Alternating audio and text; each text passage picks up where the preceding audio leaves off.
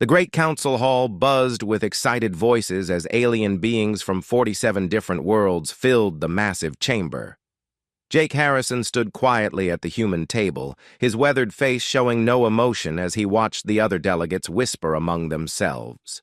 The air felt thick with tension and something else that made his stomach turn, the smell of fear mixed with eager anticipation. Council Prime Zethkree clicked his bug-like jaws together as he called for silence. The insect leader's forearms gestured, dramatically while his compound eyes fixed on the human delegation. Behind him, a holographic display showed images of human ships and space stations scattered across the galaxy. "We gather today to address a growing threat to galactic peace," Zethkree announced, his voice echoing through the chamber's crystal walls. "The Terran Federation has been building military forces beyond any reasonable need for defense. They refuse to share their advanced technologies with the Council. They act without permission and ignore our authority." Jake felt Captain Lisa Morgan tense beside him. The military officer's hand moved slightly toward her communication device, but Jake gave her a small shake of his head. "Not yet." Dr. Peter Kane leaned forward at the table, his scientific mind already calculating the implications of what they were hearing. Commander Helen Brooks sat perfectly still, her years of military training keeping her expression neutral even as anger burned in her eyes. "The humans have developed shield systems that make their ships nearly impossible to destroy," continued Zethkree, his mandibles clicking faster now. "They have weapons that can tear holes in space itself. They have machines that can change the very air on dead worlds to make them livable, yet they keep all of this knowledge to themselves." Murmurs of agreement rippled through the assembled aliens. The Delvian representative nodded his scaled head vigorously. The crystalline beings from Altair Prime hummed in harmony with each other, their way of showing support. Even the normally quiet Centaurans shifted in their seats with obvious discomfort. Jake knew what was coming next. 20 years of diplomatic service had taught him to read the signs. This was not a discussion or a negotiation. This was a trial, and humanity had already been found guilty. "Therefore," Zethkree announced with obvious satisfaction, "the Galactic Council demands the following from the Terran Federation. All human military vessels above Class 2 specifications must be immediately disarmed. All advanced defensive technologies must be transferred to Council oversight. All research into gravitational manipulation, quantum tunneling, and dimensional engineering must be shared with Council scientists." The chamber erupted in cheers and applause from dozens of alien throats, tentacles, and other vocal organs. Some delegates stood and waved their appendages in celebration. Others made sounds that Jake's translator interpreted as expressions of joy and relief. Jake slowly rose to his feet, the scraping of his chair against the floor somehow audible despite the noise. The celebration died down as all eyes turned to him. He was not a tall man by human standards, but something in his posture made him seem to tower over the assembled delegates. "And if we refuse these demands?" Jake asked, his voice calm and steady. Zethkree's mandibles spread in what passed for a smile among his kind. "Then humanity will be declared a rogue species. Economic sanctions will be imposed. Human ships will be banned from Council space. Human colonies will be isolated. And if necessary, military action will be taken to protect the galaxy from the human threat." Jake looked around the chamber, meeting the eyes or eye equivalents of delegates who had once called themselves friends of humanity. He saw excitement in their faces, anticipation of finally putting the troublesome humans in their place. They had no idea what they were asking for. Lisa Morgan touched her wrist device, sending a coded signal to the human fleet waiting beyond the system's edge. Helen Brooks activated her tablet, pulling up security protocols that had been prepared for exactly this situation. Peter Kane began entering commands into his scientific equipment, downloading critical data from the Council's own databases. The other delegates watched these preparations with growing confusion. They had expected anger, protests, desperate negotiations. Instead, the humans seemed to be organizing. The Terran Federation requests time to consider your ultimatum, Jake said finally. You have 6 standard hours, Zethkri replied, clearly enjoying the moment. After that, we will require your immediate answer. Jake nodded once, then turned to his delegation. Ladies and gentlemen, we're leaving. As the 4 humans gathered their materials and walked toward the exit, the alien delegates began talking excitedly among themselves. They had done it. They had finally cornered the most dangerous species in known space and forced them to choose between submission and destruction. None of them noticed the slight smile that crossed Jake Harrison's face as he reached the chamber doors. None of them wondered why the humans seemed so calm in the face of such overwhelming odds. None of them asked themselves what humanity might do when backed into a corner. They would learn soon enough. The humans had a saying about cornered animals, that the aliens were about to understand firsthand. And when they did, they would discover that there were fates worse than war. Sometimes the most terrible response to a threat was not violence at all, but something far more devastating. The simple act of walking away.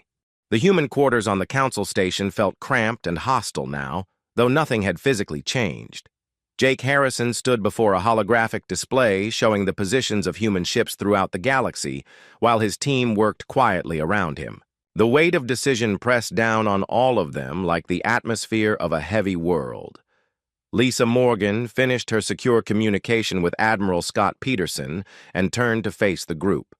Her military bearing remained perfect, but Jake could see the tension in her shoulders. Admiral Peterson confirms that Council species are already moving military assets toward our trade routes, she reported. They're not waiting for our answer. Peter Kane looked up from his data tablet, his scientist's mind racing through calculations and possibilities. The intelligence we've gathered over the past 6 months is conclusive, he said quietly. The Thai Zephyrian Empire has been feeding our defensive capabilities to the Council. They want our shield technology so they can use it to control the Outer Rim colonies. Helen Brooks activated another display showing troop movements across 3 sectors. The Kralix hegemony has positioned 7 battle groups along our shipping lanes. They're calling it peacekeeping exercises, but the formations are clearly designed for interdiction. Jake rubbed his tired eyes and walked to the small window that looked out onto the massive space station. Thousands of alien beings lived and worked here, representatives of species that spanned half the galaxy. For decades, this place had symbolized cooperation and peace. Now it felt like a trap closing around humanity. His personal communicator chimed with an encrypted message from Earth. The transmission took several minutes to decode, but when it finished, Jake's expression grew even more serious. The message was short and to the point. Earth's government had already made their decision about the Council's ultimatum. Show me the projection analysis, Jake said, turning back to his team. Peter activated a new hologram that filled the center of the room with swirling data streams and probability charts. If we comply with their demands, we'll be defenseless within 18 months, he explained. Our colonies will be absorbed into Council territory. Our people will be relocated or enslaved. Earth itself will become a protectorate under alien control. Our defensive systems aren't just about military protection, added Helen. They're integrated into our life support, our terraforming, our transportation networks. Disabling them would cripple our entire civilization. Lisa pulled up another display showing human assets across the galaxy.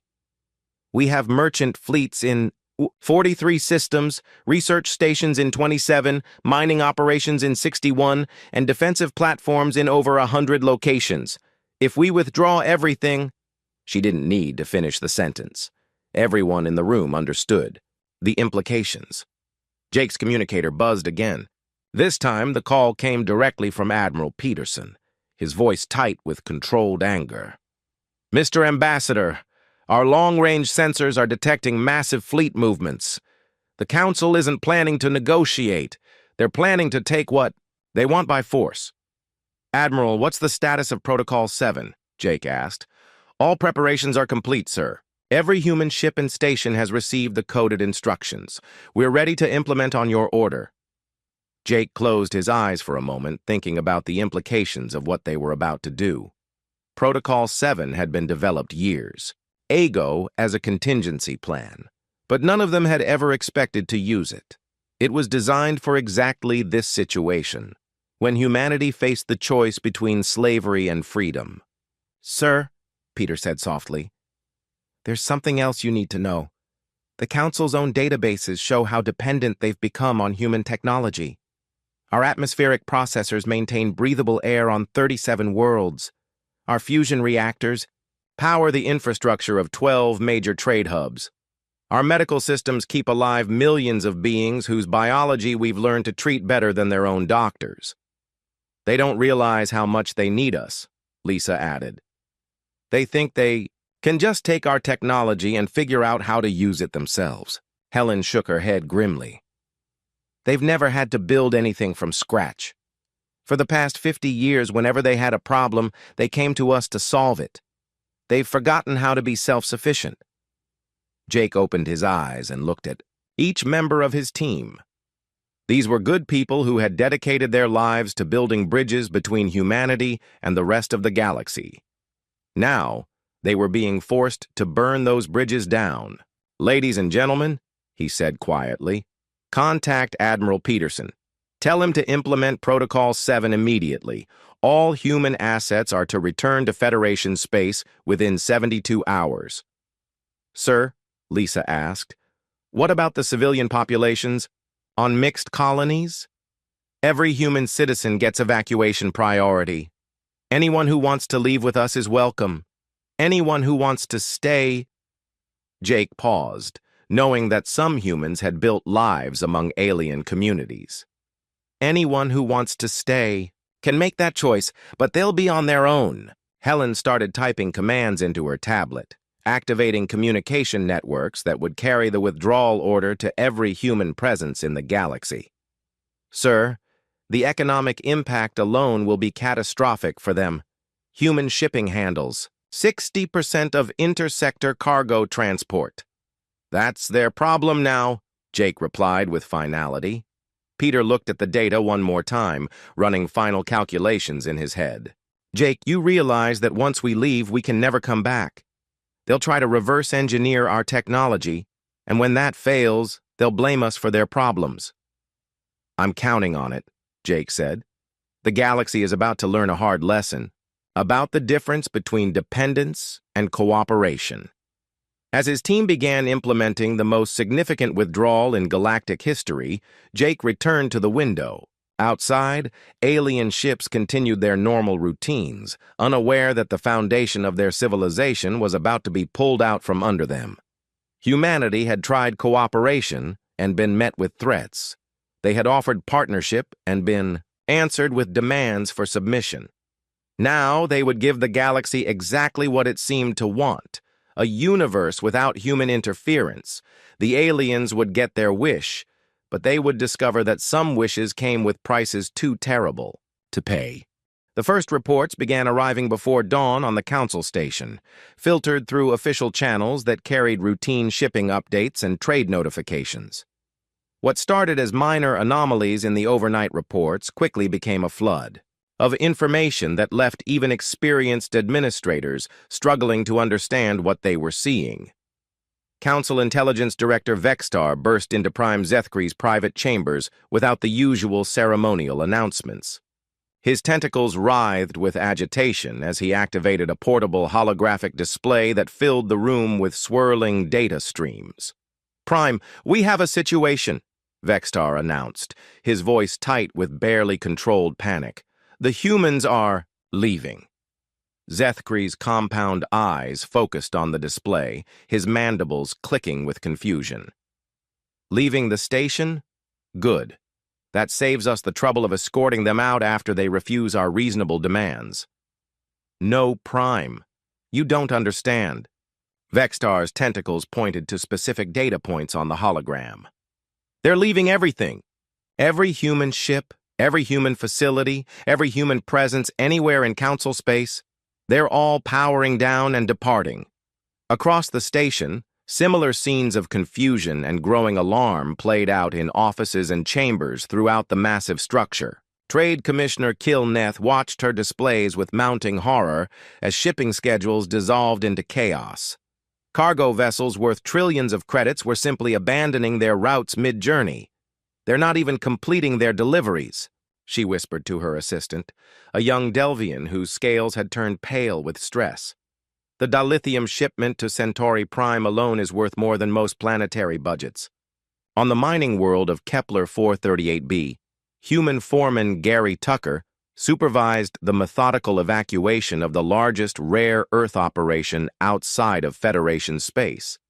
His crews moved with military precision, gathering personal belongings while leaving behind decades of infrastructure development. "Sir, the Altarian supervisors are demanding an explanation," reported mining engineer Kelly Adams, her voice strained with the emotional weight of abandoning 40 years of work. "They're saying we can't just walk away from contractual obligations." Gary sealed another storage container and marked it for transport. "Tell them our contract was with the Galactic Council, and the Council has decided they don't want us here anymore." "But, sir, we've invested 4 decades building this operation. The extraction equipment alone represents billions of credits in development costs." "And we're leaving every bit of it behind," Gary replied firmly. "Our orders are clear, personal, belongings only. Everything else stays." The same scene repeated itself on dozens of worlds across the galaxy. Human teachers walked away from universities they had helped establish, leaving behind alien students who had never learned from anyone else. Human doctors abandoned hospitals they had built, taking with them medical knowledge that no other species possessed. Human engineers sealed construction sites where massive projects sat half-completed, their alien contractors suddenly facing technological challenges they couldn't solve. Captain Julia Santos stood on the bridge of her cargo vessel New Horizon, watching her crew complete the final shutdown procedures for a space station they had been constructing for the Delvian Republic. The project was 80% complete, representing 3 years of continuous work and innovation. "Captain, the Delvian project manager is on Communication Channel 7, her officer reported. "He's begging us to reconsider. They're offering to triple our contract payments." Julia shook her head without turning away from the viewport. "Tell them we appreciate their previous business relationship, but humanity's involvement in this project is concluded." "Ma'am, what about the technical specifications? They don't know how to complete the construction without our engineering databases." "That's no longer our concern." Back on the council station, Jake Harrison prepared for what he knew would be his final appearance before the assembled delegates. As he walked through corridors that suddenly felt alien and hostile, confused representatives from dozens of species tried to stop him for explanations. The Altarian trade representative grabbed Peter Kane's arm as the human scientist passed by. "You can't just abandon your commitments. Our entire agricultural system depends on your atmospheric processing technology."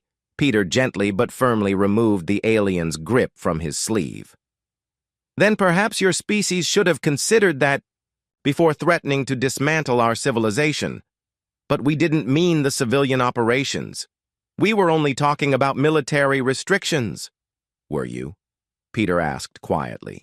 "Because your council demanded the transfer of all our advanced technologies, including the atmospheric processors, shield generators, and terraforming systems that keep your worlds habitable."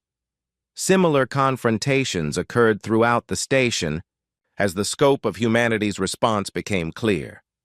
Alien officials who had spent the previous day celebrating their victory over the troublesome humans now found themselves facing the loss of technologies and services they had taken for granted. Dr. HFY, the Council's chief scientific advisor, rushed between emergency meetings as reports flooded in from across the galaxy. The Zephyrian Empire's advanced manufacturing centers were shutting down as human-designed quantum fabricators went offline.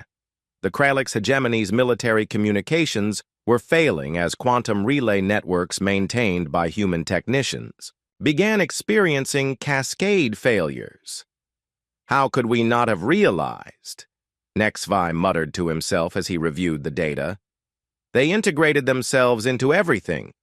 When the human delegation entered the council chambers for what everyone now realized would be the last time, the sight that greeted them was barely controlled chaos. Empty seats, where human advisors had sat for decades, silent communication consoles that had buzzed with human input, and a growing awareness among the alien delegates that they had made a catastrophic miscalculation. "Order! We will have order!" Zethkri's voice cracked as he tried to regain control of the session. "Ambassador Harrison, explain your species' actions." Jake stood at the human table, looking around the chamber with the same calm expression he had worn the day before. "There's nothing to explain, Prime Zethkri. The Galactic Council demanded humanity's disarmament and the transfer of our technologies to Council control. We have respectfully declined. You can't just leave. You have obligations, responsibilities." "To whom?" Jake asked simply. "You made it very clear yesterday that humanity is considered a threat to galactic peace. We're simply removing that threat by removing ourselves. But the consequences are yours to deal with," Jake interrupted. "You made your choice. We've made ours." As the human delegation filed out of the chamber for the final time, they left behind 47 species that were only beginning to understand what they had lost. The galaxy was about to discover the difference between cooperation born from mutual respect and dependence born from technological laziness, and humanity was going home. 3 weeks after humanity's departure, the first major system failures began cascading across the galaxy, like dominoes falling in slow motion. What had started as minor inconveniences and temporary disruptions was rapidly becoming a crisis that threatened the foundation of interstellar civilization. On the agricultural world of New Ceres, Governor Felmoth stood in his command center watching real-time displays that showed dying crop fields stretching beyond the horizon. The massive atmospheric processors that maintained the delicate balance of gases necessary for non-native species cultivation had begun failing without human maintenance crews. "Governor, the technical teams from 3 different species have attempted to restart the primary atmospheric regulation system," his agricultural minister reported, exhaustion clear in his voice. "None of them understand the quantum atmospheric manipulation technology well enough to prevent the cascade failure." Felmoth's scaled hands gripped the edge of his desk as another section of farmland turned red on the display. "How long until complete agricultural collapse?" 6 weeks, maybe 7 if we implement emergency rationing immediately. The atmospheric composition is shifting beyond the tolerance levels for our food crops. And our request for technical assistance from other council species? No one else understands how the human systems work, the minister said quietly. They built everything to integrate with their other technologies in ways that seemed simple, when they were here to maintain it. The same pattern was repeating itself across dozens of worlds. Industrial centers that had hummed with productivity for decades suddenly faced equipment failures that local technicians couldn't diagnose. Research stations lost decades of experimental data when human-designed quantum storage systems locked themselves down.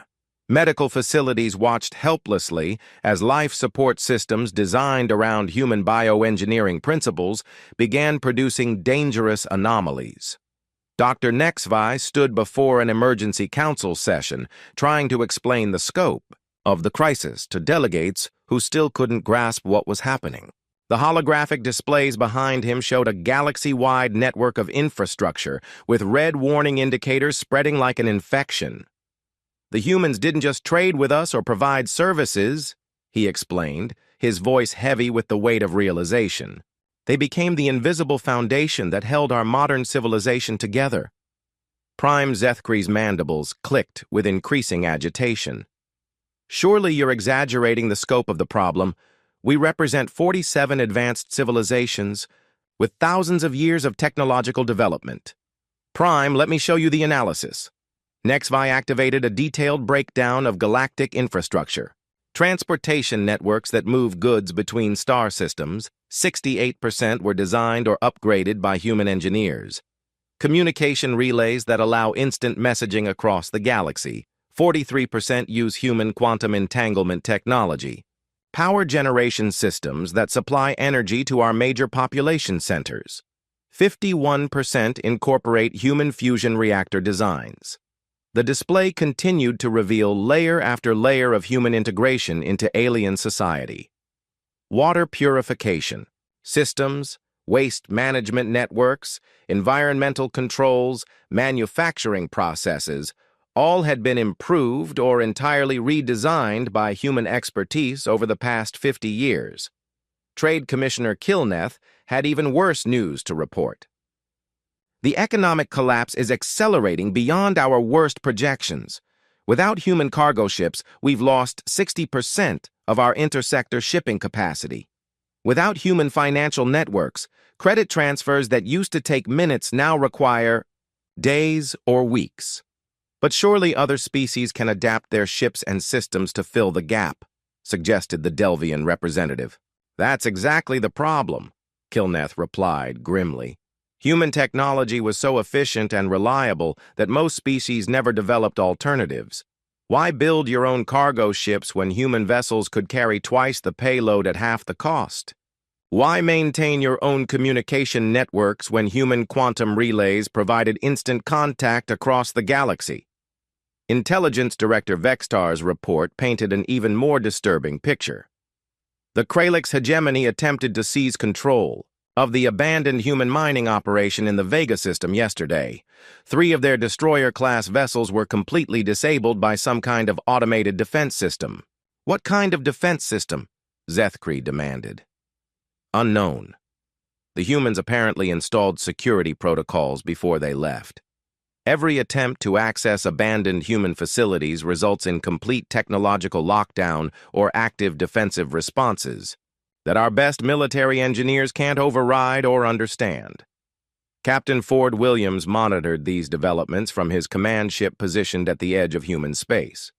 The security lockdown protocols had been his responsibility, implemented with surgical precision across thousands of human installations throughout the galaxy. Sir, sensors are detecting more attempts at forced entry into our abandoned facilities, his tactical officer reported. The Altarian Republic tried to break into the atmospheric processing station on Kepler 442c. The automated defenses disabled their entire engineering team's equipment. Williams nodded with grim satisfaction. Any casualties? No, sir. The systems are designed to disable, not destroy. The aliens were left stranded, but alive until rescue ships could reach them. Admiral Peterson's voice crackled through the secure communication channel. Captain, what's your assessment of their ability to reverse engineer our technology? Negligible, sir. Our systems were designed with quantum encryption and self-modifying code structures. Even if they could break through the security protocols, they lack the foundational knowledge to understand how the technology actually works. And their fleet movements? Still following standard patrol patterns within Council space. But their operational efficiency has dropped by approximately 40%. Navigation systems that relied on human quantum positioning networks are showing increasing error rates.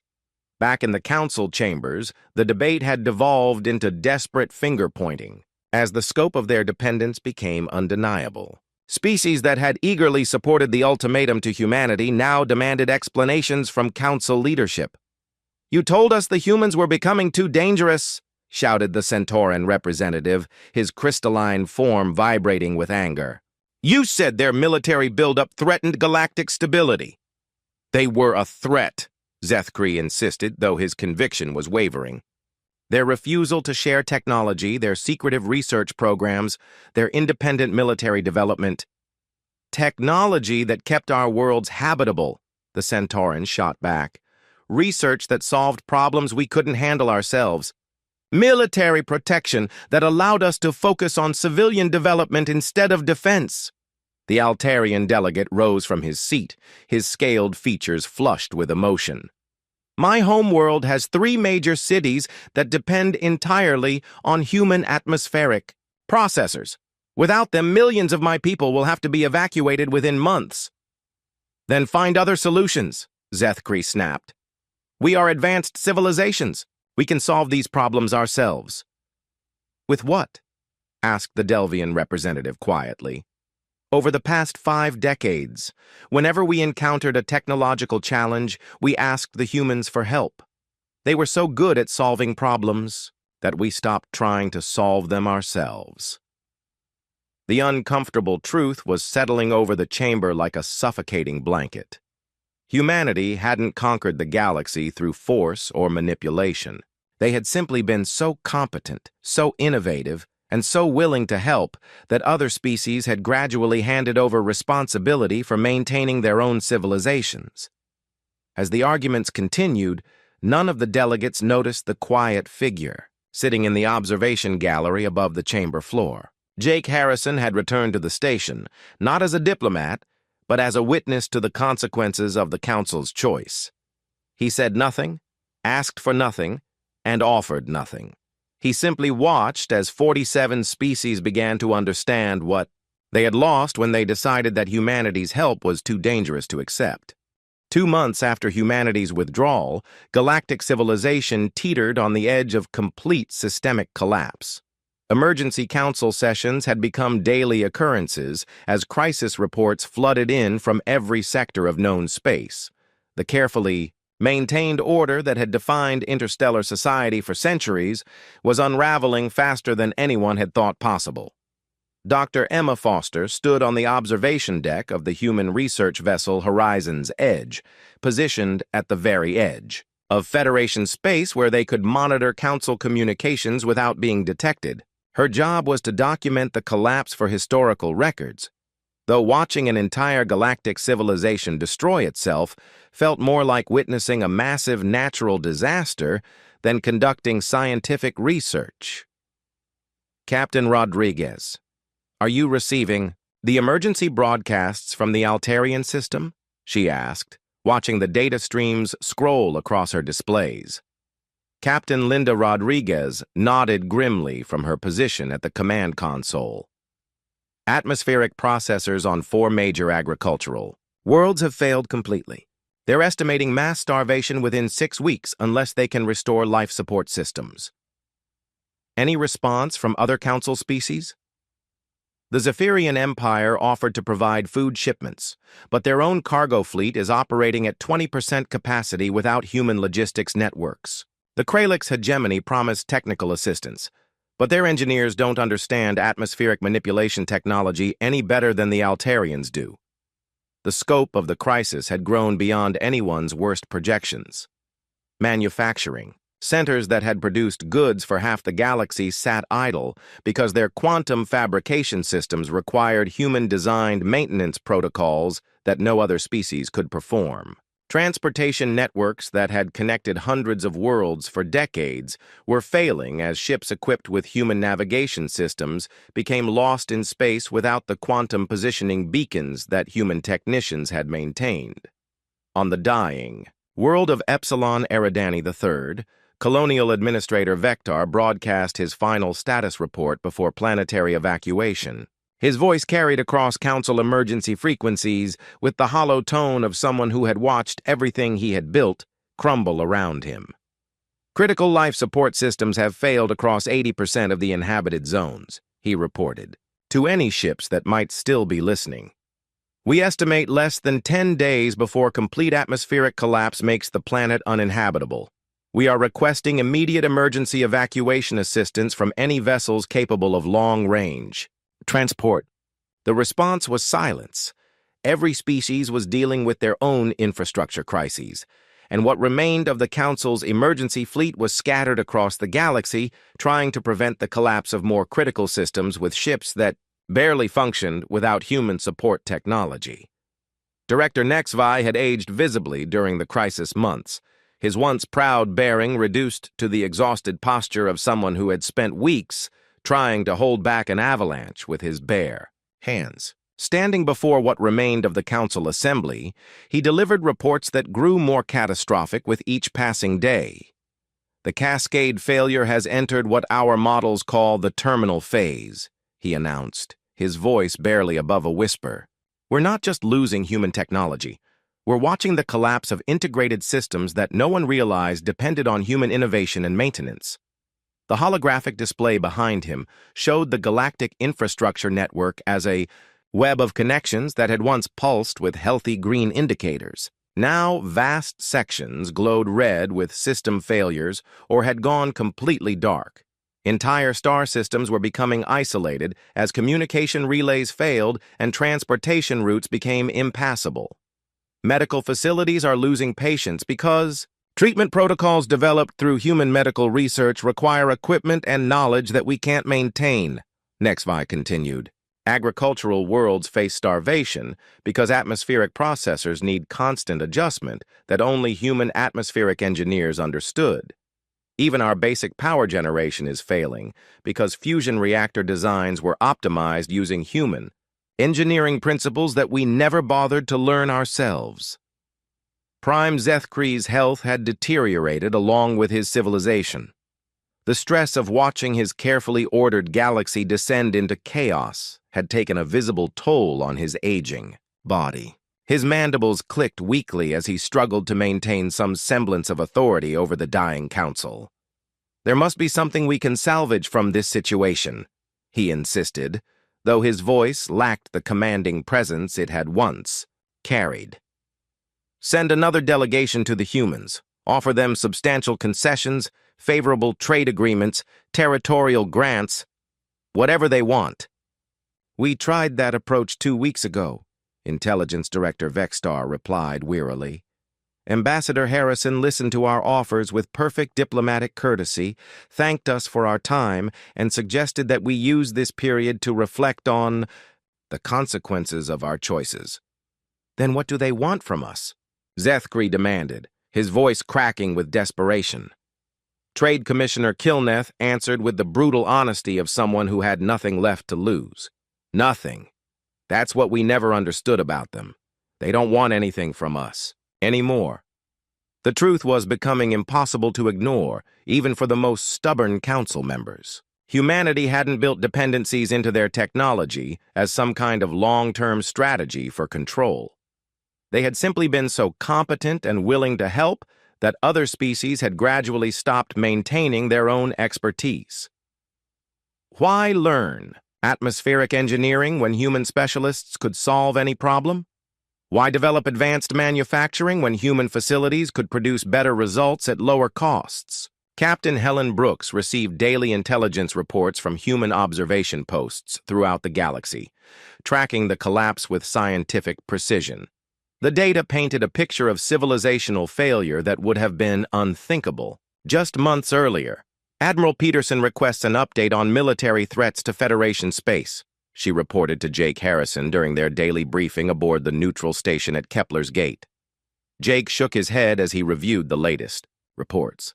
They can't threaten us even if they wanted to. Half their battle fleets are grounded for maintenance they can't perform, and the other half are getting lost in space without human navigation systems. Dr. Peter Kane looked up from his analysis tablets, where he had been tracking the economic collapse in real time. The Centauran Confederation is offering to break away from the Council entirely if we'll restore just their atmospheric processing systems. They're willing to grant us sovereignty over 3 star systems in exchange. And our response? The same as always. We appreciate their offer, but humanity's withdrawal from galactic affairs is complete and permanent. As the months passed, the human observers documented increasingly desperate attempts by alien civilizations to solve problems they had forgotten how to handle themselves. They tried to reverse engineer abandoned human technology, resulting in catastrophic equipment failures. That made their situations worse. They attempted to form new technological alliances to replace human expertise, only to discover that no other species possessed the broad base of knowledge that humanity had developed over centuries of innovation and exploration. Some began to Understand the uncomfortable truth that the human threat had never been military conquest or technological domination.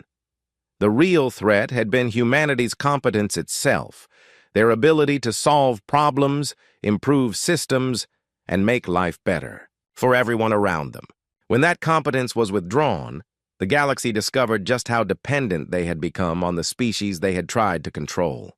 The silence from human space was deafening, broken only by occasional reports of new colonies being established. In distant galaxies and technological breakthroughs that made their previous achievements look primitive. Humanity was thriving in isolation, while the galaxy that had rejected them collapsed under the weight of its own technological helplessness. 1 year after humanity's departure, Jake Harrison stood alone in the empty council chambers where it had all begun. The great assembly hall that once hosted representatives from 47 thriving civilizations now echoed with the footsteps of a single human walking through the graveyard of galactic diplomacy. The massive chamber felt like a tomb. Dust had settled on the seats where alien delegates had once debated the future of interstellar civilization. The holographic displays that had shown the proud achievements of dozens of species now flickered with error messages or remained completely dark. Emergency lighting cast long shadows between the empty rows, creating an atmosphere of abandonment that seemed to seep into the walls themselves.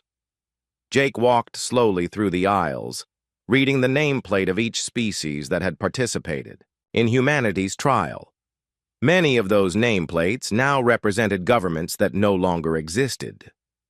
The Altarian Republic had dissolved 6 months ago when their homeworld became uninhabitable.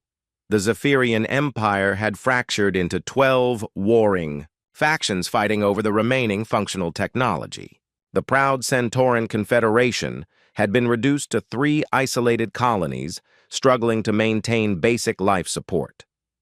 His footsteps stopped at the elevated platform where Prime Zethkri had delivered humanity's ultimatum with such confidence and satisfaction. The insectoid leader had died 2 months ago when the medical facility treating his age-related illness lost power during a cascading grid failure. The doctors had frantically tried to contact human medical specialists, but their desperate messages had disappeared into the void of severed diplomatic channels. Captain Rodriguez's voice crackled through Jake's communicator, breaking the silence of the dead chamber.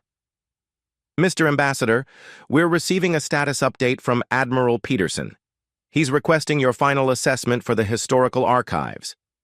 Jake activated his recording device, his voice steady and professional despite the emotional weight of what he was documenting.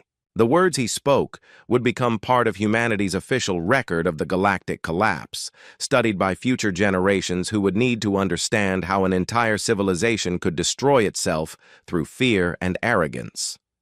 Personal log. Ambassador Jake Harrison, final diplomatic assessment of the Galactic Council dissolution. Today marks exactly 1 year since humanity's complete withdrawal from galactic affairs following the Council's ultimatum. He paused, looking around the chamber where 47 species had demanded humanity's submission and received instead a lesson in the consequences of their own choices. The Council's demands were based on a fundamental misunderstanding of human nature and human intentions.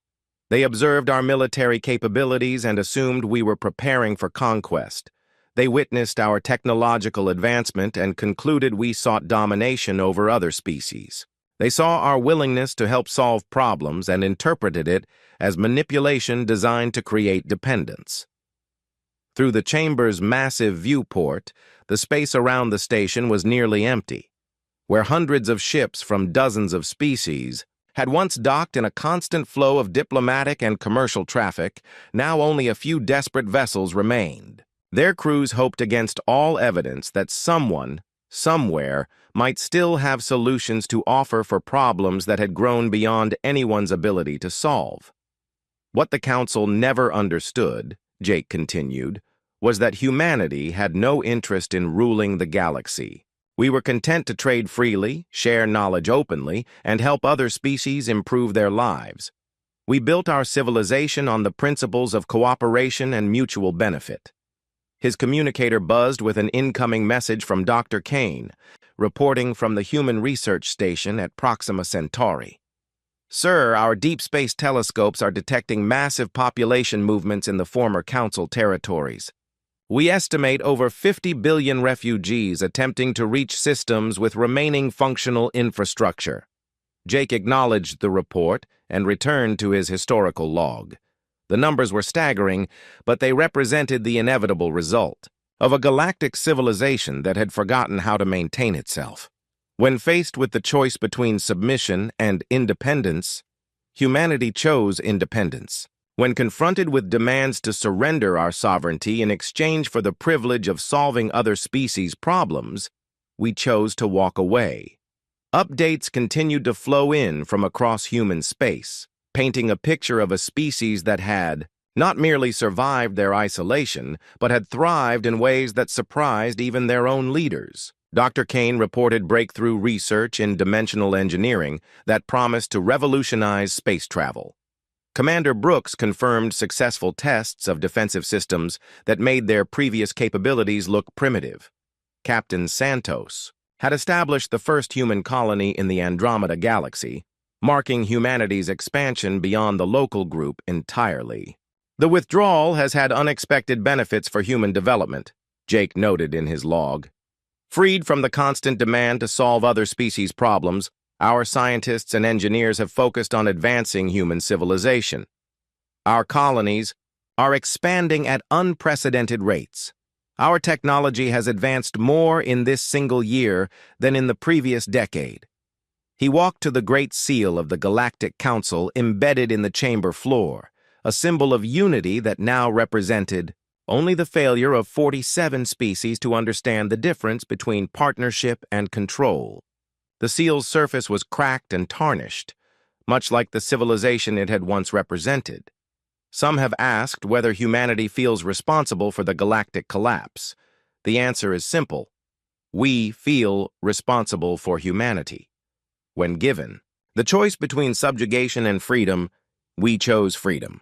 When faced with demands to surrender our independence for the sake of galactic stability, we chose to preserve our sovereignty. Jake's final entry was interrupted by a proximity alert from his shuttle's automated systems. Long-range sensors had detected another desperate vessel approaching the station, broadcasting emergency signals on all frequencies. He listened to the transmission with the same professional detachment he had maintained throughout the collapse. "Please, if anyone can hear this message, we need immediate assistance. Our homeworld is dying. The atmospheric processors have failed and we don't know how to repair them. We'll give you anything. Our technology, our resources, our complete allegiance. We just need someone to show us how to fix what's broken." The message continued for several minutes, growing more desperate with each repeated plea. It was the same story Jake had heard hundreds of times over the past year. Another species discovering too late that they had traded self-sufficiency for temporary convenience. "We could have fought," Jake said, returning to his log. "We possessed the military capability to resist the Council's demands through force. We could have conquered the galaxy and ruled it through superior technology and overwhelming firepower. Instead, we chose the path of dignity. We simply left." He deactivated his recording device and began walking toward the chamber exit. His work here was complete, and humanity's chapter in galactic history was officially closed. As he reached the great doors that had once welcomed delegates from across known space, Jake paused for one final look at the empty hall. "We walked away in silence," he said quietly to the empty chamber, "and in that silence, you learned what you had lost." As Jake's shuttle departed the abandoned council station, the alien vessel continued broadcasting its desperate plea into the void. The message echoed through empty space, received by automated monitoring systems, but answered by no one. The galaxy had learned too late that there was a species among them that would rather live alone in freedom than together in chains. The humans had kept their word. They had walked away in silence, leaving the council to pay the price for their own choices. And in the vast emptiness between the stars, that silence spoke louder than any words ever could.